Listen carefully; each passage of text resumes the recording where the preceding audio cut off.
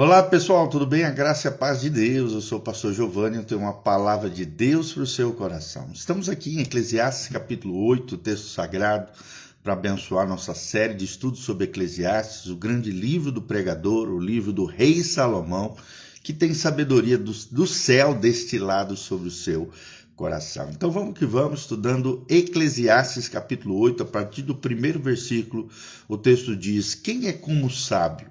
E quem sabe a interpretação das coisas? A sabedoria do homem faz reluzir o seu rosto e muda-se a dureza da sua face. Eu te digo, observa o mandamento do rei, e isso por causa do teu juramento feito a Deus. Não te apresses em deixar a presença dele, nem te obstines em coisa má, porque ele faz o que bem entende. Porque a palavra do rei tem autoridade suprema, e quem lhe dirá: que fazes? Quem guarda o mandamento não experimenta nenhum mal, e o coração do sábio conhece o tempo e o modo. Porque para todo propósito há tempo e modo, porquanto é grande o mal que pesa sobre o homem. Porque este não sabe o que há de suceder, e como há de ser, ninguém há quem lhe declare. Não há nenhum homem que tenha domínio sobre o vento para o reter, nem tampouco tem ele poder sobre o dia da morte, nem há tréguas, nem peleja, nem tampouco a perversidade livrará aquele que a ela se entrega. Tudo isso vi quando me apliquei a toda a obra que faz debaixo do sol, há tempo em que um homem tem domínio sobre outro homem para arruiná-lo. Assim também vi os perversos receberem sepultura e entrarem no repouso. Ao passo que os que frequentavam o lugar santo foram esquecidos na cidade, onde fizeram o bem. Também isto é vaidade. Visto como se não executa logo a sentença sobre a má obra, o coração dos filhos do homem está inteiramente disposto a praticar o mal.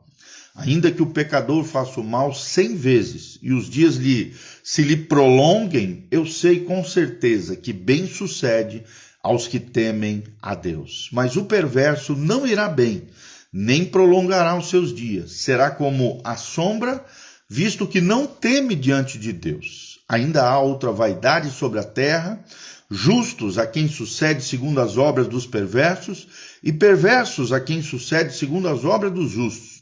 Digo que também isto é vaidade. Então exaltei eu a alegria, porquanto para o homem nenhuma coisa há melhor debaixo do sol do que comer, beber e alegrar-se. Por isso o acompanhar no seu trabalho, nos dias da vida que Deus lhe dá debaixo do sol, aplicando-lhe a conhecer a sabedoria e a ver o trabalho que há sobre a terra, pois nem de dia nem de noite vê o homem sono nos seus olhos. Então contemplei toda a obra de Deus e vi que o homem não pode compreender a obra que se faz debaixo do sol. Pois mais que trabalha o homem que é para a descobrir, não a entenderá. E ainda que diga o sábio que a virá a conhecer, nem por isso a poderá achar. Eclesiastes, capítulo 8, de 1 até o 17. De 1 a 17, são 17 versículos que aprendemos aqui em Eclesiastes, capítulo 8. Então, temos alguns ensinamentos preciosos, né? Vemos aqui o contexto, a reflexão sobre a relação entre sabedoria, poder e justiça divina, após uma discussão sobre os limites da razão humana em Eclesiastes capítulo 7. O tema central é como viver com sabedoria em meio a governos opressores e aparente impunidade do mal. A estrutura do capítulo é, em primeiro lugar, sabedoria diante da autoridade. Versículos 1 a 9. Em segundo lugar, a aparente prosperidade dos ímpios, de 10 a 14. Em terceiro lugar, a resposta do sábio, confiar na justiça divina, de 15 a 17. Então, primeiro pontinho, a sabedoria diante da autoridade. No primeiro momento, vemos o poder transformador da sabedoria, no versículo 1. Quem é como o sábio? Quem sabe interpretar essas coisas? Pergunta o autor. E aqui vemos a sabedoria iluminando o rosto daqueles que a buscam, mudando, né, as atitudes e expressões faciais. E essas expressões da vida. Atos capítulo 6, 15 também fala sobre isso. No segundo momento, vemos a obediência responsável, de 2 a 5. Versículo 2, guarda o mandamento do rei. Vemos para aplicarmos, aqui respeito às instituições. Romanos 13, de 1 a 5, fala sobre isso. Versículo 3, não te apresses a sair da presença dele. Dele quem? Do rei. Vemos aqui prudência ao confrontar autoridades como uma aplicação para nós hoje. Versículo 4, a palavra do rei é soberana. Vemos aqui, aplicando para nós hoje, o reconhecimento da autoridade e da importância da hierarquia.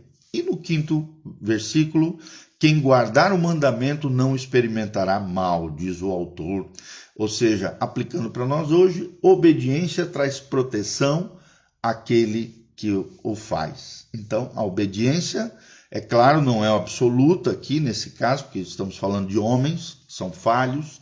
Atos 5:29 diz e nos ensina que mais importa obedecer a Deus do que aos homens. Mas isso, é claro, não nos isenta de obedecermos à autoridade que são instituídas por Deus quando estão fazendo aquilo que cabe a elas fazerem eticamente, corretamente e justamente, tá bom? No terceiro momento, vemos limites do controle humano, 6 a 9. O homem não é senhor do seu próprio dia, diz o autor no versículo 8. E vemos aqui 3 impotências humanas. Primeiro, controlar o tempo da morte. É impossível. Segundo, evitar a batalha espiritual.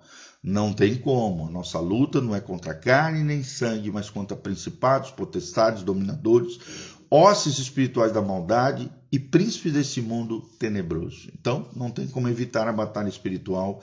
Estamos numa guerra espiritual. Terceiro lugar, escapar da justiça divina.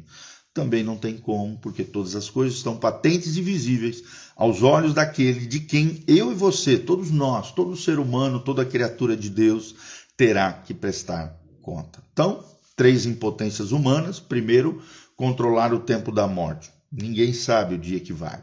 Segundo, evitar a batalha espiritual. Também não tem como. Terceiro, escapar da justiça divina. Todas as coisas estão patentes e visíveis aos olhos desse justo juiz universal, que é o nosso Deus, Senhor dos céus e da terra. Segundo pontinho, a aparente prosperidade dos ímpios, de 10 a 14.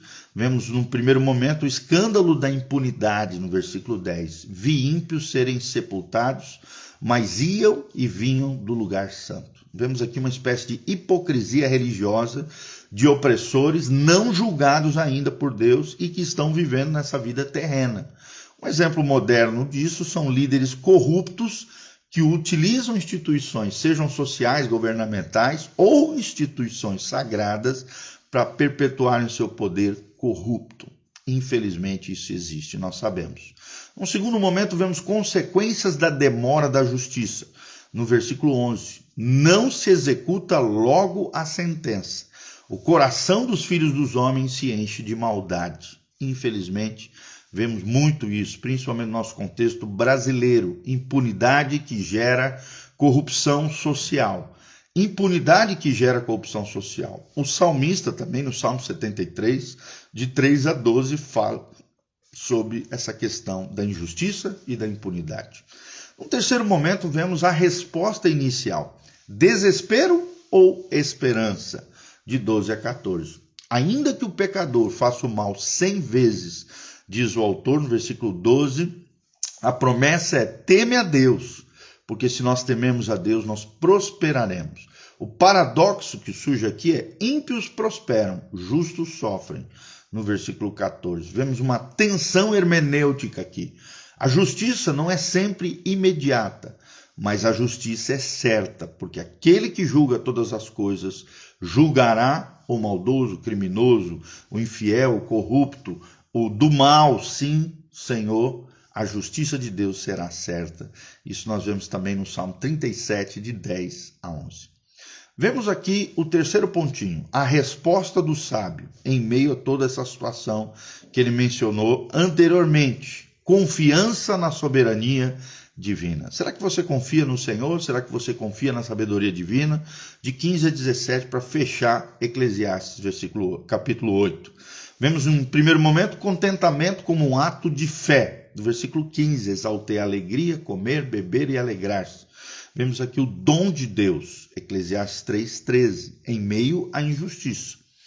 Não ao hedonismo, né? Claro, Deus é contra isso e a palavra condena isso, mas sim a resistência espiritual. Resistência espiritual. A alegria nega a vitória do mal, né? Ou ao mal. A vitória ao mal. Então, tome cuidado, né? Com relação a essas coisas que mencionamos. Vemos também, no segundo momento, o limite do conhecimento humano, de 16 a 17. Quando apliquei o coração a conhecer a sabedoria, vi que ninguém consegue. Versículo 16. Vemos aqui o surgimento e a necessidade da humildade intelectual. Humildade intelectual. Tem um livro maravilhoso chamado Inteligência Humilhada, do Jonas Madureira. Inteligência Humilhada, eu recomendo para você, fala sobre isso aqui. Humildade intelectual. Os mistérios divinos são insondáveis. Não tem como você saber todas as coisas quando se refere a um Deus infinito, sendo que nós temos uma mente finita, limitada. Os mistérios divinos são insondáveis. Jó 42, versículo 3. Então a conclusão do pregador é: Deus é soberano, mesmo quando inescrutável. Isaías 55, de 8 a 9. As conclusões pastorais para tudo isso que nós mencionamos, os princípios imutáveis que surgem quando estamos estudando Eclesiastes capítulo 8. Primeiro, a autoridade é delegada por Deus. Obediência civil é um dever de todo crente, de todo verdadeiro cristão, exceto quando aquilo que a autoridade pede contradiz a sua fé interior, né, a lei de Deus, a vontade do Senhor. Daniel 3, 16 a 18 menciona sobre isso. Segundo lugar, a prosperidade ímpia é ilusória. A sua vitória é temporária. Sua aparente prosperidade é temporária. Salmo 73, de 17 a 19, nós aprendemos sobre isso. Em terceiro lugar, o contentamento é revolucionário.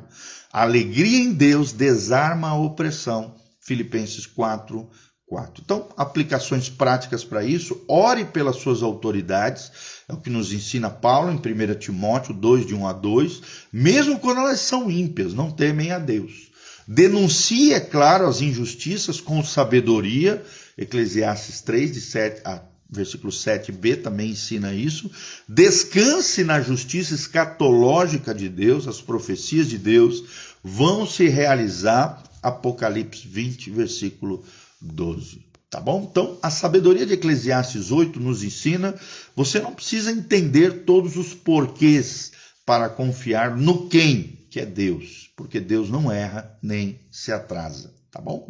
Então, é o que nós aprendemos aqui. Eclesiastes 8 é uma espécie de manual para santos perplexos, em meio aos caos aí do dia a dia e da sociedade e dos nossos dias. Ensina que a sabedoria não anula a dor da injustiça, mas aponta para o justo juiz, Jesus Cristo, no qual trará nova todas as coisas e julgará todos os ímpios, segundo a sua lei, segundo a sua vontade. Apocalipse 21, 5 fala sobre isso. Eclesiastes 8 é um manual para santos perplexos. Ensina que a sabedoria não anula a dor da injustiça, mas aponta para o juiz que traz novas todas as coisas.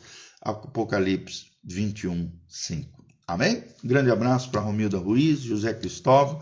Nossos amados irmãos estão aqui conectados conosco. Que Deus abençoe. O Márcio Caires também está nos assistindo. Que a graça e a paz de Jesus esteja sobre cada um de vocês. Continue conosco nessa jornada linda através do livro de Eclesiastes. Já estamos em Eclesiastes capítulo 8. Amanhã, Eclesiastes capítulo 9, crescendo cada dia na palavra de Deus, no ensinamento das verdades eternas do nosso Deus. Espero de alguma maneira ter sido bênção para você. Desde já dá um joinha, aperta aqui no aviãozinho, compartilhe esse vídeo através das suas redes sociais. Nos ajude a chegarmos mais longe. Deixe seus comentários aqui abaixo, aonde você está nos assistindo, o que você achou desse vídeo, pedidos de oração. Coloca aqui, nós queremos interagir com você e compartilhe para todos os lados e siga os nossos canais Instagram, Facebook, YouTube, Spotify, Igreja Casa na Rocha. O nosso site também, casanarrocha.com, tem todas as nossas informações, áudios, vídeos, muito material, mais de 3.700 áudios e vídeos para abençoar o seu coração. Temos cursos online de graça, muita coisa para te fazer crescer, florescer, se desenvolver na sua fé e na sua vida espiritual. E se você quiser se engajar conosco nesse projeto lindo de ensino da palavra, de ministração das coisas de Deus, aqui no link de descrição tem todas as informações para que você possa colaborar conosco exercendo a sua generosidade. Desde já nós agradecemos o carinho, o amor, o afeto dos irmãos. Que a graça e a paz de Jesus esteja sobre você, em o nome de Jesus. Amém e amém. Pai, nós queremos colocar a vida de cada um dos irmãos. Levanta o caído, cura o enfermo, sara o ferido, restaura o teu povo, aviva a tua obra e dá-nos sabedoria, Pai, a fim de que possamos trilhar os nossos dias de tal maneira que alcancemos um coração sábio diante do Senhor. Ajuda-nos a sermos pessoas obedientes ao Senhor, às nossas autoridades, desde que elas nos peçam coisas que não sejam contrárias à nossa fé e à lei de Deus. Pai, ajuda-nos a nos posicionarmos corretamente diante das injustiças desse mundo, que a tua igreja, Pai, confronte as injustiças. Pai, que a tua igreja, Pai, faça algo em meio ao caos desse mundo, pregando o evangelho, vivendo a verdade e ensinando os caminhos do Senhor, os caminhos de vida eterna. É o que nós te pedimos, Pai. Ouve o clamor do teu povo que esteja sofrendo alguma injustiça, alguma situação.